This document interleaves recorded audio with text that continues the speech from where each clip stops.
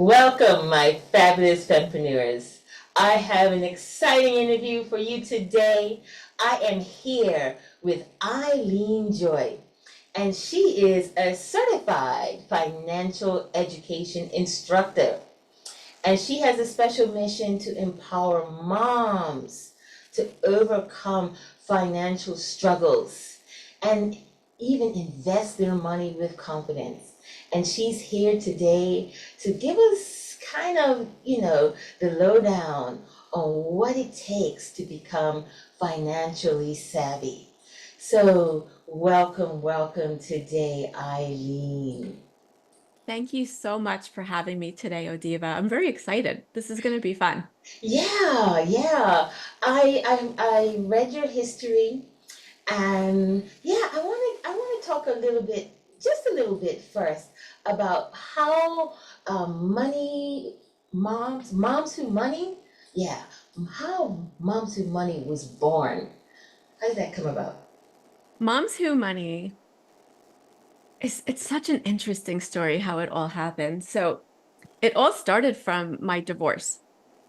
And at the end of the day, when my divorce was final, I had lost everything in my divorce.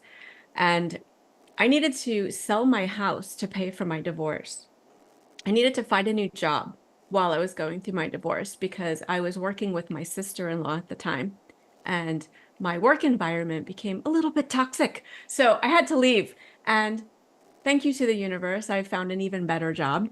And then all while this was going on, my son and I got into a really bad car accident. My car was totaled, and we both ended up in the hospital. I'm still dealing with a neck injury from that car accident. And then at the end of my divorce, the attorney's office seized all of my assets to make sure that they would get paid. So at the end of the day, they sent me a check in the mail for all the money that I had left in the world, which was $347. And I would have gotten tens of thousands of dollars from the sale of my home and everything else that they took. And I was left with basically nothing. I had to get a new house, a new job, a new car, and start all over as a single mom with a 5-year-old on $347. Mm. So after I picked myself up off the floor out of the fetal position, crying, and Mm. said, and dusted myself off and said, you know what? I'm a single mom with a 5-year-old. I can't do this. I need to figure this out, right? We put one foot in front of the other and figure this out. And that's what I did. That was my mission. My mission was to be the best mom that I could be for my son and be there for myself, right? And for both of us. And so I did whatever I could to Mm. do that. Got the house, got the job, got the car. And this was all happening at the tail end of a bankruptcy. So I was just bankrupt and broke, right? So I just said, that's it. We're going to do this. And because I just picked myself up, I brought in a team that surrounded me with everything that I needed at the time. I had a divorce support group, a therapist, and like all kinds of coaches, and just I got what I needed for me. And I even put my son in therapy, and I just said, look, we're gonna be better than ever. And because of that, thank you. And so because of that, it changed everything, It's right? And so everything. I bounced back so fast. And then I learned everything that I needed to do to be on my own because that was my biggest fear was to, can I do this? Right? Can I be on my own? I was never on my own like that with a child, right? And so yeah, I did it, right? And then all my friends started saying, Eileen, what did you do? How did you do this? Right? Because all of a sudden it seemed like overnight, even though it was years, but it was overnight. I had a fully funded emergency fund. I was completely debt free. I paid off that 6-year car loan in 3 years. I completely repaired my credit. My credit score is now in the 800s. And I was able to fire my financial advisor, and I now do it myself. My son has now been empowered with a financial education. He's 12 years old and knows more about money than most adults, and even has more money than most adults have. And he does that through his allowance and through little odd jobs that he gets. And he knows what to do with his money. He knows not to spend every penny, right? All right. And So he's in the process now of saving for his own car, paying for his own college, doing all of these things that we know we need to do, but we don't know how. Right. And so one day, my son and I were talking about all of this and about all these people that were coming to me, and I was helping. And he said, Mommy, you really need to help more moms. You're so good at this. Everyone comes to you and asks you for help, and you're like, and you're helping them, and you're saving them. And he said, Mommy, you need to do this. And so we had this really long conversation about it. And I said, you know what I do? You're right. I do. And so that's basically how Moms Who Money was born. And Moms Who here we are Money. now. I'm now a certified financial Yeah. education instructor. I'm also a certified financial literacy professional. I have so many licenses, and I just like jumped into it. And I just want to stand on the mountaintops and shout out to all moms and their kids. Mm. Like, all women deserve a financial education, right? And so do our kids. We need to give our kids a fighting chance so that we won't continue being stuck In in this financial cycle. tra yes, exactly. Yeah, give them a fighting chance. I love Yeah. that. And I just want to just take a minute to applaud you and what I call gumption. Like you knew you had to do it. You had a 5-year-old. They're like, the mothers that have that power just need to empower themselves and realize like, look, there are no options here. I've got to find what works and get it done. And you did that, and now you're helping other mothers to come to that place where they are financially literate. And I love the fact that you do it with the kids as well. So you didn't just say, okay, mommy's going to solve this, and kids, close your eyes and look the other way. We give you a happy ever ending. You're going to make it happen too, working together. That is brilliant. Thank you for that inspiration. So I want to ask you about managing money on a daily basis. Are there some practical tips that we can do to kind of break it down for us, who are just starting out? Yeah, the easiest thing to do with money first, before you just start thinking about the numbers, is to think about, how does money make you feel? Mm. Because that's the biggest part about money. It's really being aware of your fundamental beliefs and your feelings about money. It's really the critical first step to changing all of your financial behaviors, because that's what helps you change it to the positive, helps you accomplish all your financial goals, and helping you to be able to reach that independence, that financial independence and safety and security. Mm. Because what happens now with most women, we are brought up to stay small, be quiet, look pretty, right? And men are brought up to be strong, don't cry, don't show your emotions, and take care of your family and provide, right? So we each have our own separate struggles, and we each have our own way of feeling about money. So women are scared about money all the time, right? All the time. That's all it is. Yeah, It's everything is fear-based, yeah, right? And so a lot of times people want to do better with their money, right? It's kind of the same thing with like losing a few pounds, right?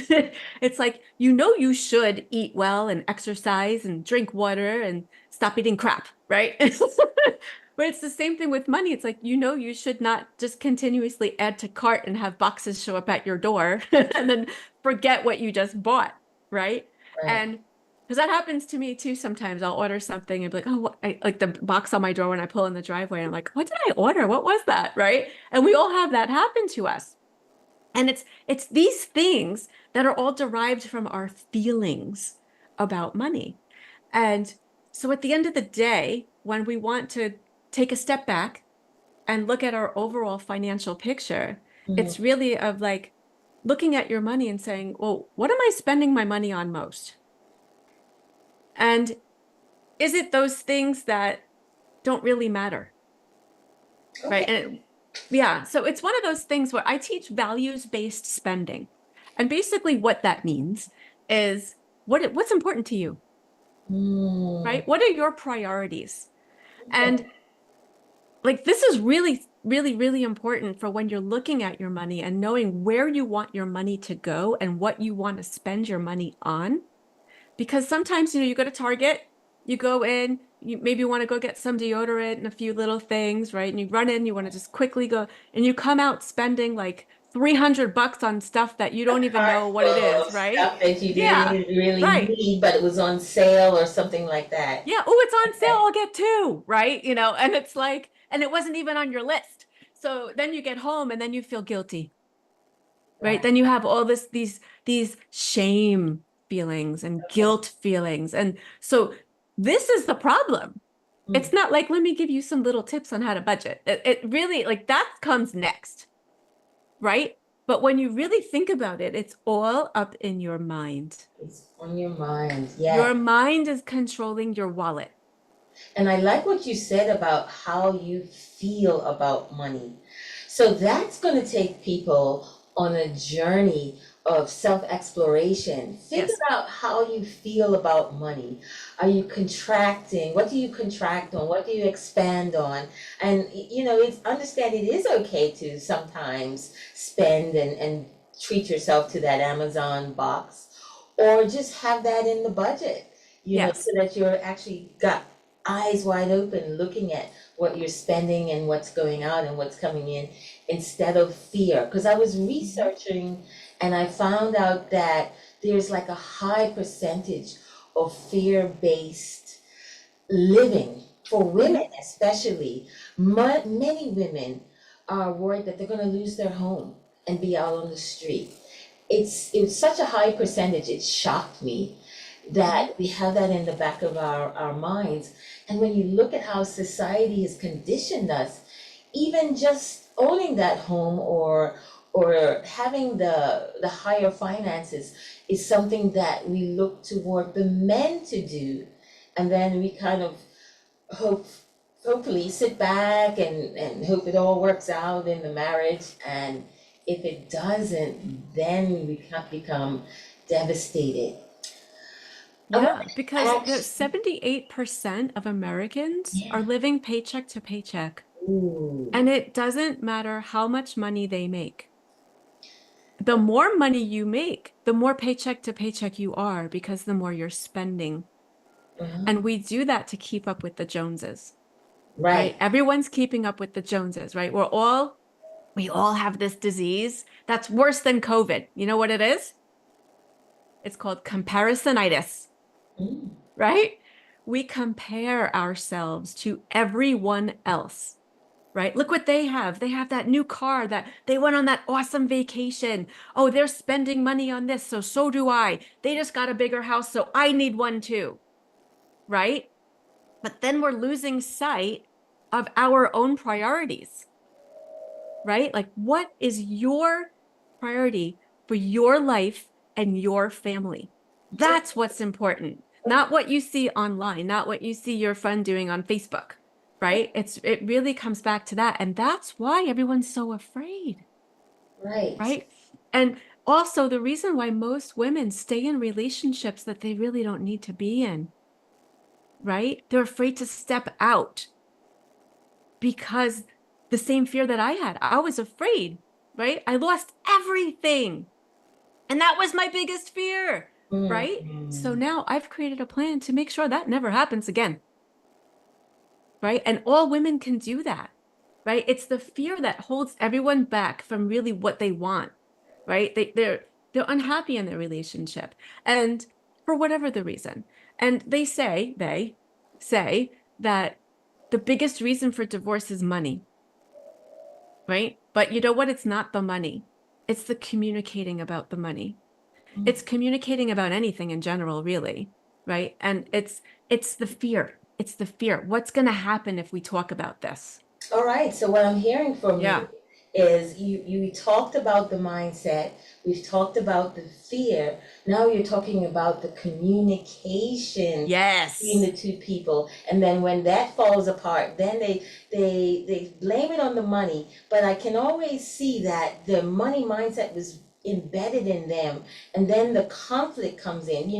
We get into these relationships hoping that love will just overcome anything, And there is this seething, I guess, kind of boil under the surface that if you don't treat it, if you don't have that respect for money and bring that into the relationship with your partner, then of course it's going to boil over and come into other areas of your life. I understand that money affects very many areas of your life. And what I understand from America, because I've lived in different countries, the whole thing of credit and debt weighs on us heavily, much more than anywhere I've seen. I've been in Europe, I've been in Asia, and they have their economic struggles as well, but it's very different from here. So, what is the role that debt plays when we're talking about money mindset and financial awareness? Oh, Diva, this is the biggest issue. And like what I was going back to before and alluding to is the overspending. And so where the problem starts, especially in this country, is that there is no financial education in school. They do not teach financial education in school. I actually have clients, women, mothers who have doctorates in finance that never learned how to manage their own money. They've learned all about taxes and other types of things in finance, but not how to manage their own money. Wow, I'm Four glad you hundred made that thousand dollars they distinction. spend on their education. Mm, $400,000 on an education in finance and still have no idea how to even finish paying off their student loans that mm, they're struggling to pay off, right? And so what happens is the American dream, which I like to call the American debt trap, is such as that. This country is trillions of dollars in debt. And that's just the country on their own loans, right? Because our government gets loans it's a to system. balance the budget, right? So no one else in the country knows how to balance a budget either, right? Because it trickles down, right? And then they support the banks who are overcharging the consumers, right? So what happens is, in this case, is we don't know what to do with our money when we get it because we're not taught. We just know how to spend it, right? So we get the money, we spend it. Then there's more month left at the end of the money. So then we go out and get a credit card because we need more money. So instead of learning how to create another stream of income for yourself where you don't have to pay it back, you go out and get a credit card. So that you do have to pay back. And now it's at a 30% interest, Yes. right? So every purchase you make, if you don't pay that bill off at the end of the month, you're paying extra. And then it's compounded on and compounded on and compounded on. So if you're just paying a little bit every month, you're never going to get ahead. And that is just credit cards, let alone the trillions of dollars that the country is in automobile loans Mm, and student loans and personal loans and mortgages mortgages. and everything else, right? So the American dream, I do the air quotes because it's not. It has turned into something that is a disaster, a complete dumpster fire nightmare that has ruined financially so many people. And so I am now here shouting on mountaintops. Let's stop it. Let's cut this out and learn what to actually do with our money so we can take our power back and empower ourselves with a financial education so that we can turn things around. You'll be able to retire. There's so many people that are scared that they're not going to be able to retire and work till the day they die, Mm, and then give our kids a fighting chance so that they can make some money. My son, he's going to be a multi-millionaire by the time he's my age, right? I want that for all kids, right? All people. And it's possible.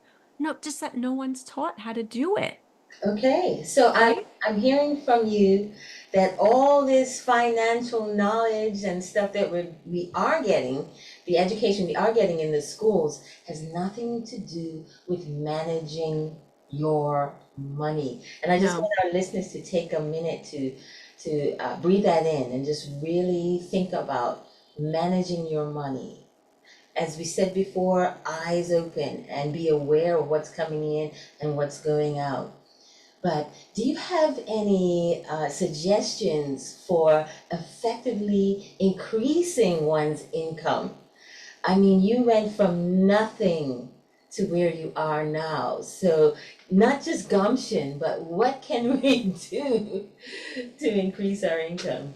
Yeah. So, like I was saying before, the first thing is mindset. So you have to set your mind to the desire in order to do that. Mm, Because it's the same thing with losing weight. I always compare the two because it's the same mindset, right? You want to lose a few pounds, you have to focus on that, right? You got to get on the scale. You got to try on the jeans.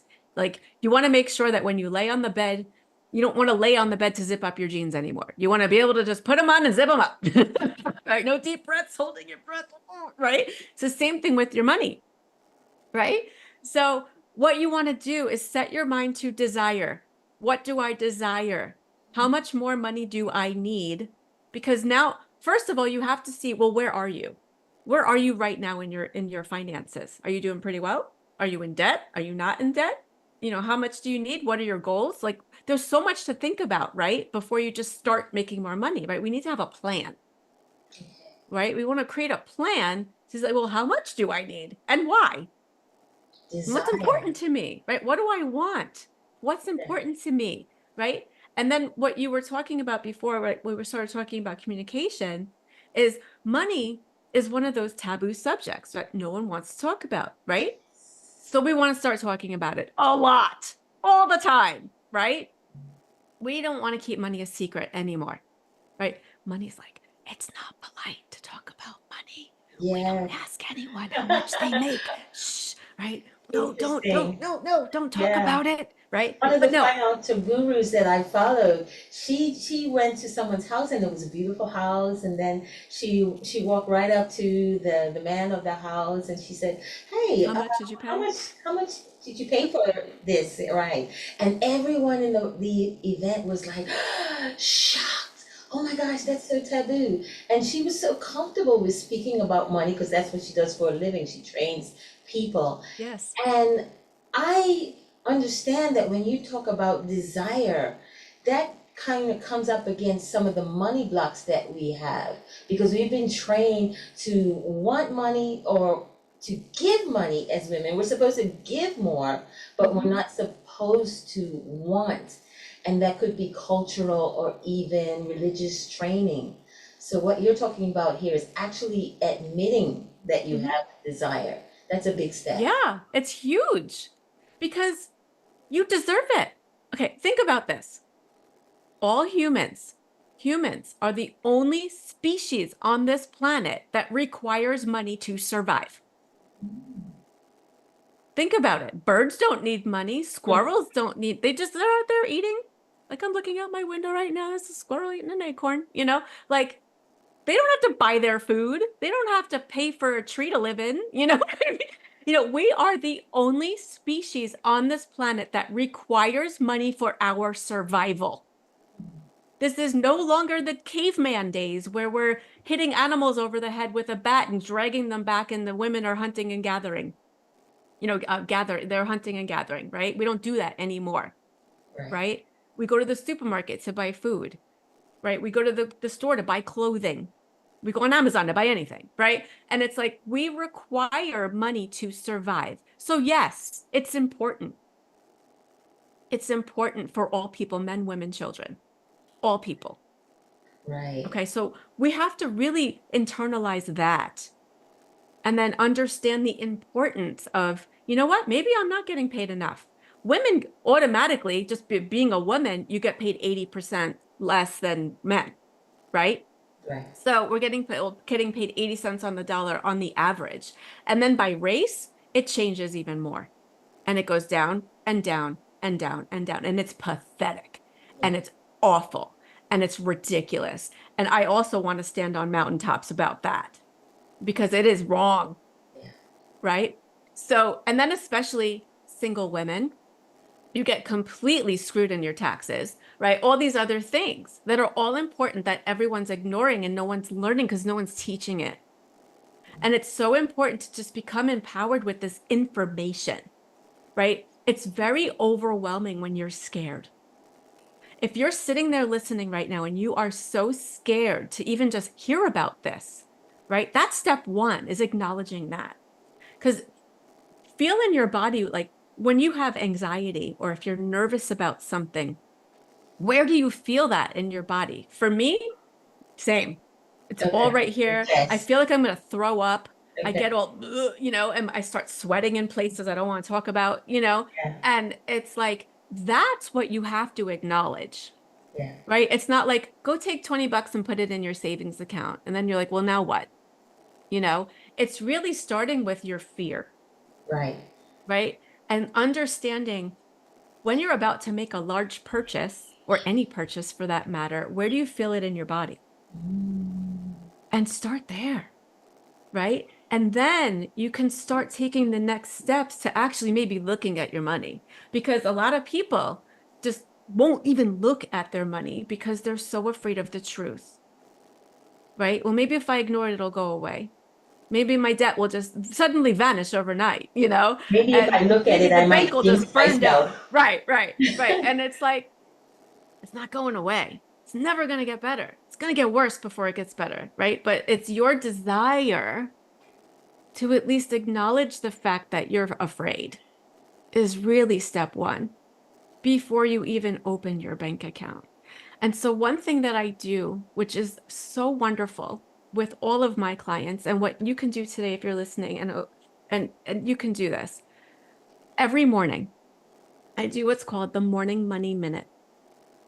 And all you do is look at your money for a minute. Go in your bank account, go in your credit card statements, you go everywhere, whatever investment accounts, you have a 401k at work, go look at it, right? For Mm. 1 minute and throw it some gratitude. Mm. So we're going to start reframing how you think about your money, right? So instead of you being mad at your money for leaving you, we're going to thank your purchases, right? So what you want to do is open up your banking app or whatever, and wherever you spend the most, start there, right? So if you're using your checking account or your credit card or whatever you're using to spend to buy groceries or spend to, pay the power bill in your house or your water bill or wherever that's coming from, and look at it and scroll through and thank each purchase and just say, thank you, my money. Thank you so much for paying my water bill because now I have clean water. I am blessed because there are people around the world that don't, Yes. right? And I am blessed to have the power on in my house so that I can be on this Zoom today with you, Adiva, right? I've got internet. Thank you, my money, for paying my internet bill, right? Thank you to my money for letting me take my son out to dinner the other day. And we had such a great time. We laughed and had such a wonderful meal and it was delicious and we felt so good. And it's thinking about your money in that way instead of being afraid of it, right? And that way you're also more aware of where your money's going. Right. And then if you're looking at your money and you're like, what did I buy that? What did I buy? What was that? Because sometimes Amazon shows up and it's just a purchase and you don't even know what it was. And then thank you, Amazon, for I don't know. And then you go look to see what it was. Right. And it's like, and then you can just become more aware. And then that can start to give you the desire to start making changes. Mm. Does that make sense? That makes a lot of sense. And Yeah. what's coming to me is I'm thinking about the word saving. Hmm. And in society, sometimes women are shamed when they start spending and growing their income, but also spending more. Hmm. Um, how do you get a woman? I'm going to start with the woman who's at the baseline and she only buys what she absolutely needs and she never kind of gets into the flow of money and spends for things that she could enjoy. Like you said, having that lovely dinner with your son. How did she get out of that mindset of being just barely there, hiding it away in the cookie jars, never looking at what's in the cookie jar? Because that's what you're suggesting. That's revolutionary. You've got it here on the cookie jar, you've got it under the bed. After we've done this money minute and we've looked at what we've had, how does she get away from being just at the basics where she has always thought she belonged? Lots of people grow up with a money story. Mm. I don't know if you ever heard of a money story before, but I will explain it really fast for people that might be listening that don't know. So your money story is started from the time that you're 0 to 7. When you are born through the age of 7, you are learning, right? You're learning about who you are, how to be a human, how to walk, how to talk, how to live in the society that you live in, right? You're being conditioned, right? Wherever you are in the world. You're learning your language, whatever language you speak, wherever you are in the world, right? You're also learning about money. But no one's really sitting down with you and saying, oh, Diva, this is how you balance your checkbook, right? That's not happening. But what's happening is that we're learning about it from our parents and our environment or our caregivers, right? And we learn about it by listening and watching and experiencing and feeling. And that's where I always start with feeling because of your money story. You're growing up with this feeling stuck inside your subconscious your whole life about money that you don't even know how it got there. And all your whole life, you're like, I just need enough money to get by. And that's your money story. So if you're in that place, like what you're describing, right? If someone is just spending just enough, that's their money story. Is their money story was something similar to that of I only need enough money just to get by. But there is no more. So I can't have it.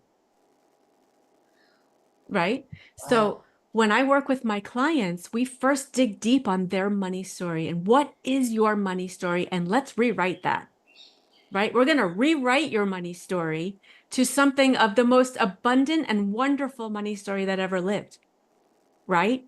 But you have to start from where are you starting from? And so if you think about what was your first money memory as a child? Right. And you can start there. And even if you're not sure, think about it. Like think back, like close your eyes and think back to what was money like in my house. Right. That's why people think that way, because it's something that's just stuck in their subconscious. They've been living with forever. And it's now that you can't unhear this, it's brought to your conscious. And now you're not going to stop thinking about it, which is really good because you need to tackle this to be able to allow yourself some fun money. Awesome. Right? Yeah. And so when we finally get to the part where you're not afraid of money anymore and we can do a budget for you and we can create a spending plan, an investment plan, and a giving plan, and then being able to show you how to teach your kids how to do this too, right? That's when we say, okay, we're going to rewrite your story. We're going to throw a whole bunch of fun money in your budget. Like I have a whole bunch of fun money in mine. I have a line of it's called guilt-free fun spending. Mm. And I put money in there every single month. Wow. And so I always have money. So if I want to buy something, it could be for anything I want, Can you say right? I that just again? What was that called? guilt-free fun spending. Guilt-free fun stuff. Guilt-free, right? Because I always felt, you can call it whatever you want. But for me, I called it that because I always had the feelings of guilt, right? I always had the feelings that if I spent money on myself, I felt guilty afterwards. So that's why I call it guilt-free fun spending, right? But if you think about what are your fears and what are those feelings that you feel when you're spending money, and when the feelings that you feel when you're spending money on yourself, and then later on you feel guilty or you feel bad or you're angry or whatever the feelings that come up, or maybe you get yelled at by a spouse, right? Like, what is it? Right? It could be FU money for all whatever you want to call it.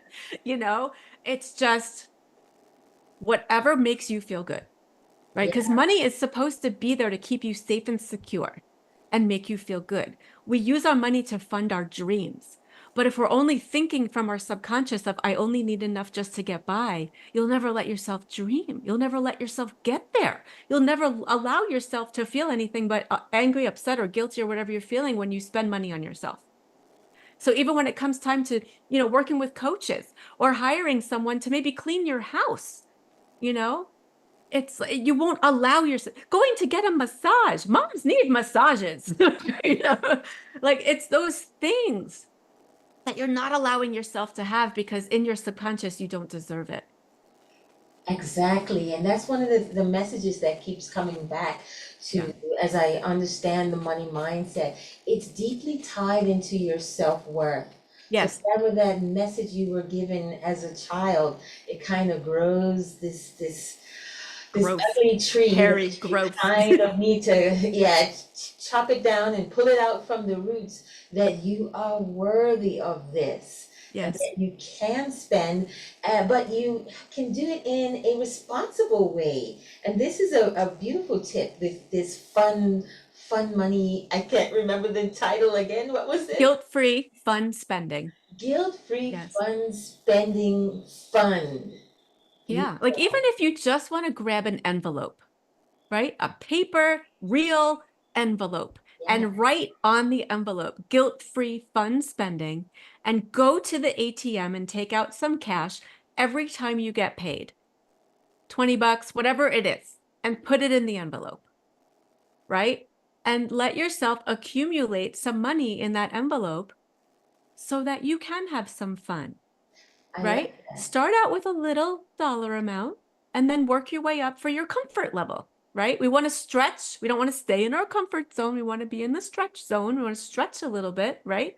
So a little bit start with, right? Or maybe you have a little extra and you want to put 100 bucks, whatever it is, right? Every month, just put a little bit in that envelope and let yourself start spending it. Go buy Definitely. yourself a new blouse, right? Or something. Yeah, I like that, what you said, the paper envelope. That might not be comfortable for everybody, but I remember when I was living in Europe and I was getting paid and spending, and I didn't quite understand what the euro was, even Mm-hmm. though I was living and working there. And then one day I said, you know what, let me just try doing everything for cash, with cash. And I did that for several months, and that allowed me a bit of freedom to actually see what was coming in and what was going out. It was harder because sometimes you just want to purchase something that you don't, as you said, you don't really need at that moment because it's going on the card. But having that cash flow, really physical cash flow, was such a brilliant and empowering move that I tried. And I might try that here again in the US, even though so many places they're just waving that thing at me and saying, hey, you stick your card in here. So, Yeah, it's a little harder now after COVID because most merchants aren't even taking cash. yeah. So, what I also can recommend, if that's the case, is you can get yourself a Visa or MasterCard gift card and just put money on the gift card and use that gift card for yourself only for its intended purpose of guilt-free fund spending or groceries or whatever, fill in the blank, right? So that's another way where you can get these little gift cards and put like little post-its on it, and put what it's for, if you want to do something like that, or just get one for your guilt-free fund spending, put 20 bucks, 20 bucks, 20 bucks, 20, or whatever you put on there. And then it's not the same as cash because you're right. Feeling it, smelling it, and being able to count it and all of the things, especially with kids. And teaching kids about money these days is so different from when we grew up because there is no real physical cash really being circulated so much anymore, and everything is air. It's just air. There's nothing there. It's just a plastic card that they get to swipe, you know? And so I give my son both. When I give him his allowance, I give him digital money and I give him physical money. I give him coins. I even had him build his own coin bank. And so we went to Home Depot and we found the kit for kids that they can make their own coin bank. And so we brought it home and we had a hammer and nails and paint, and he still uses it. He's 12. And so when I give him money, he puts money in the coin bank, and I got him a really awesome wallet for his cash and to hold his debit card and all of these things. And it's amazing, right? And then bringing in the communication, right? My son and I, we talk about money like it's the weather. It's just another conversation, right? There's no weird feelings when we talk about money because I've made it normal, right? We normalize the talk of money at home. We start at home. We can tell our kids, you're not going to go tell your friends how much money mommy and daddy make, right? Because we're not there yet, right? Society isn't there yet. But at home, Privacy. Yeah. right? At home, you can talk about anything. This is an open talking policy here, right? We can talk about anything about money. And and it's just becoming comfortable with that, and also admitting to your kids, like, it doesn't matter how old they are, right? I think we should all learn about money together. It'll be fun, right? And you could admit to your kids, I didn't learn about this in school, neither are you. Let's start learning about it. Right? That's why I created Money School for Moms, right? Like, it's so important. It is, Eileen. And that on that note, that's a whole session I'm gonna have to bring you back for, because you've opened up this key part of having the kids be a part of it, not just giving them the money and saying, okay, save it or go over and spend it somewhere, but actually having these daily conversations. Now, this is rare in households with the husband, with the kids, with family members. They might not be ready for that, but just having daily money conversations like it's the weather and there's no shame involved. That is huge. So I definitely am going to bring you back to talking about how to open up that conversation. But I'd love that. thank you so much today for the tips, and you're passionate about this. And I think you're really going to motivate a lot of people to start stepping towards a better money mindset and managing the thing that is such an important part of their lives. Thank you so much, Eileen.